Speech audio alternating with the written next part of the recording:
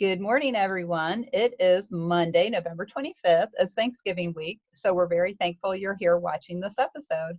I'm Cecilia Sepp. I'm the principal and founder of Rogue Tulips. We are a 501c consulting organization, and we also offer association management services. We are big supporters of the 501c League, which is a virtual membership organization for everyone in the 501c community and the people who love them. It focuses on your personal, individual, professional development.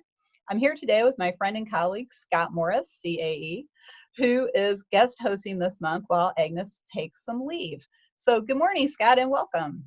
Good morning, Cecilia, and hello to everyone out there. Great to have you, and happy Thanksgiving. Happy Thanksgiving, Scott, and happy Thanksgiving to everyone around the world who might be watching this in some other time zone. So today, it's Scott's last day as the official guest host for November, so we let Scott pick the topic. And the topic that he picked is really important to everybody, and it's ethics, and it's ethical standards and practices. So Scott, can you tell us what is it that you'd like us to take away today about ethics? Well, I think that ethical standards are extremely important for associations because these standards and practices provide a window for association members into how honestly and fairly the association is going to be run, the association that they pay dues to belong to. And basically, the conduct and ethical behavior of an association's leadership really sets the tone for the conduct and ethical behavior of the association's staff and volunteer leaders and members.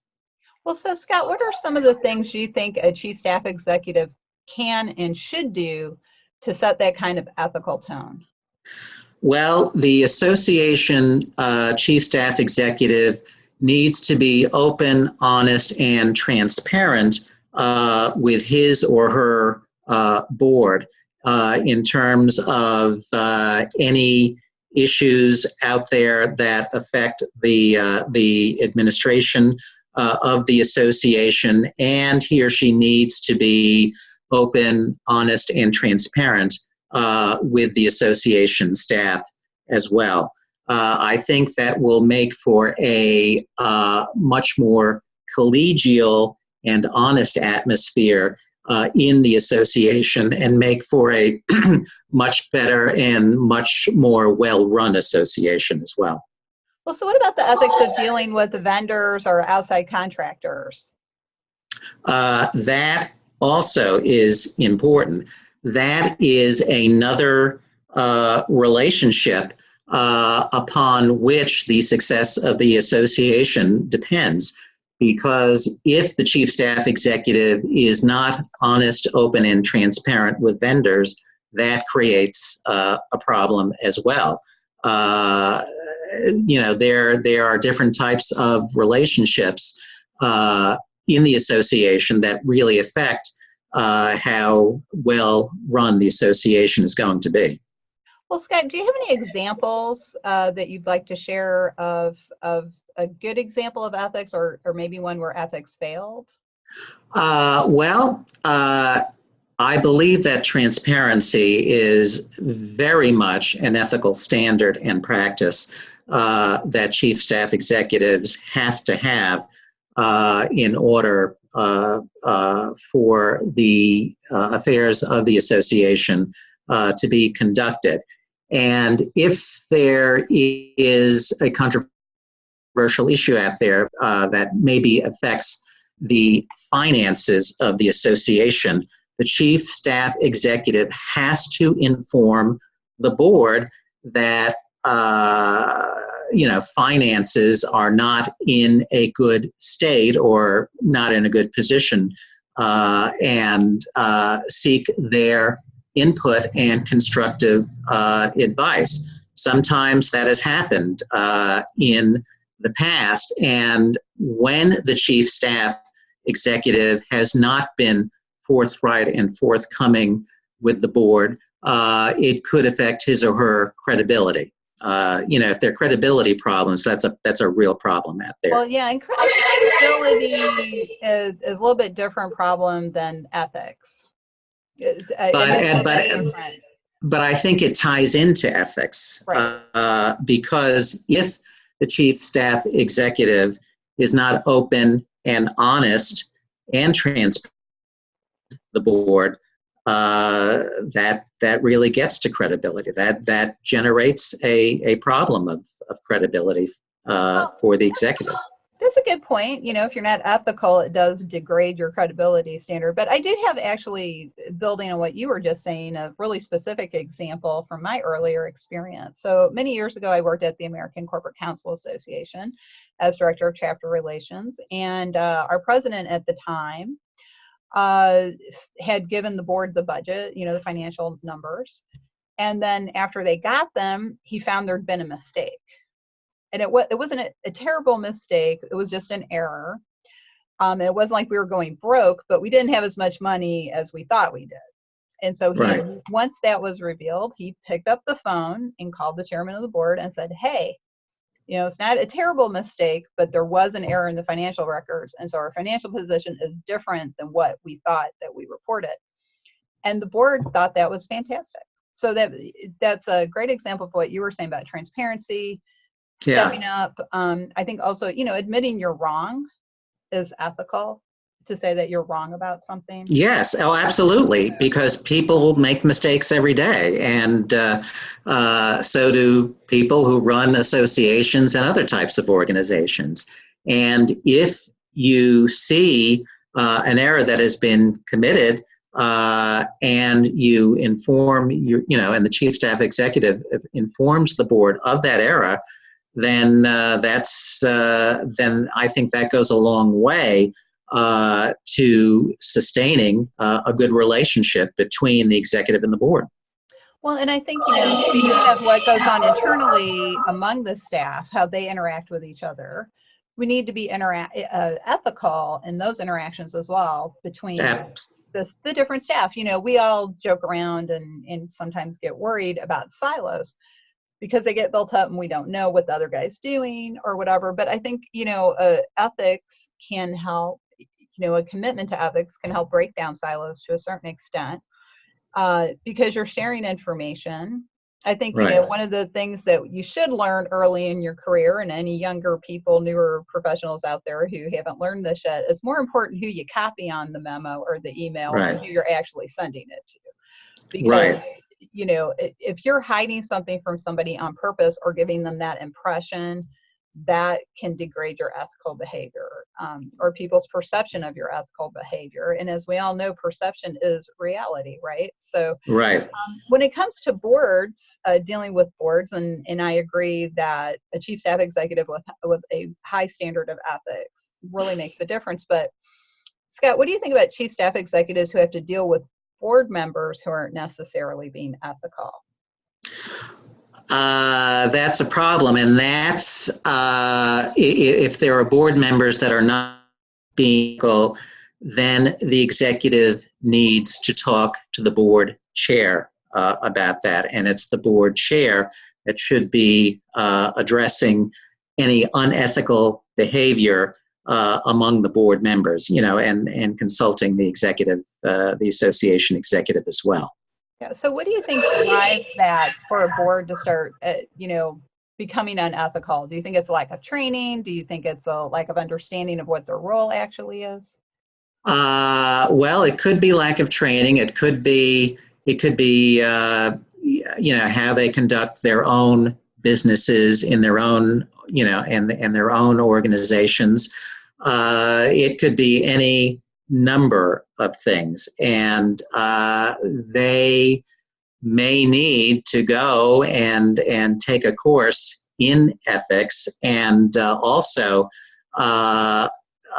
they, hopefully the association has ethics, which it has articulated and communicated not only to staff but to all members as well. And This way, hopefully the board members will be educated as to what is acceptable and honest behavior. Well, and so let's take this discussion a little closer to home, which is our profession of 501c management. Mm-hmm. So the CAE Commission is now requiring 1 hour of CAE credit that is for ethics out of the 40. So for those of you who don't have the CAE, once you earn the designation, you have to get 40 hours of continuing education over a 3-year period to renew. But only one of those hours is ethics. So first of all, Scott, what's your opinion on them adding that hour? And second of all, do you think there should be more ethics hours for renewal? I'm for adding that hour in terms of initial certification and recertification, and maybe another hour or two should be added as well, because it will hopefully affect in a very positive way a CAE's behavior as he or she goes forward in their career. Well, I'm going to say, first of all, I do support adding an ethics hour. Yeah. I'll be honest, I was not happy they added it in the last year of my renewal cycle, CAE people, but because I'd already gotten more than my 40 hours and then found out I had to add an ethics hour, which I've been able to do. So I'm not against doing it, but you could have waited till 2021. But the thing is, I think we need to have more than 1 hour in 3 Yes, years. yeah. For anyone, I think it's more. I think we should have 1 hour a year. So I think it should be a minimum of 3, if not more. Right. Because right. a lot of things that go on, I think, could be avoided if we were saying to people, you need to be more aware of it. You need to understand it. I think maybe that could be included on future exams. You know, we have a code of ethics for ASAE. If you're an ASAE member, many associations have a code of ethics.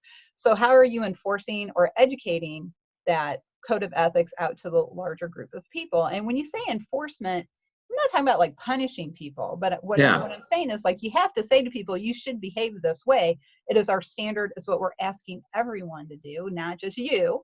You know, it's for everybody. It's sort of like everybody should stop at the stop sign.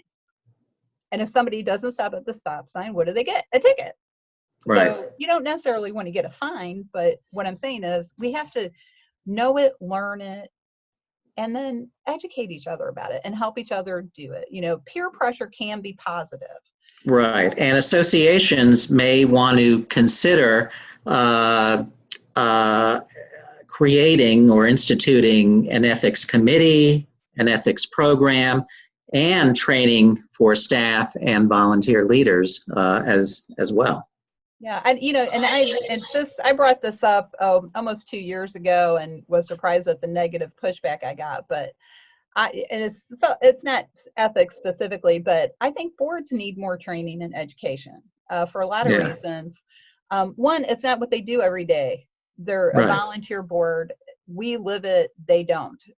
So I think a lot of the problems and conflicts and ethical dilemmas that arise come from the fact that boards need to understand more fully what their role is and how they interact with the chief staff executive and the staff overall, and their leadership position. I think boards should get 1 hour of training a month.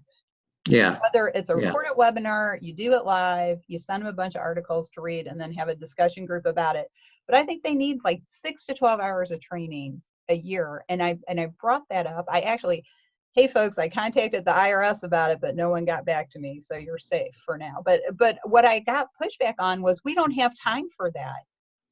We don't have time to train our boards. You don't have time to train your boards, but you have time to put out all the fires that get started because they don't know how to use the matches. So for lack of a better thing. So right, and boards need to be aware of, and board members need to be aware of potential conflicts of interest, or any transactions which have the appearance of conflicts, especially when it comes to their fiduciary duties.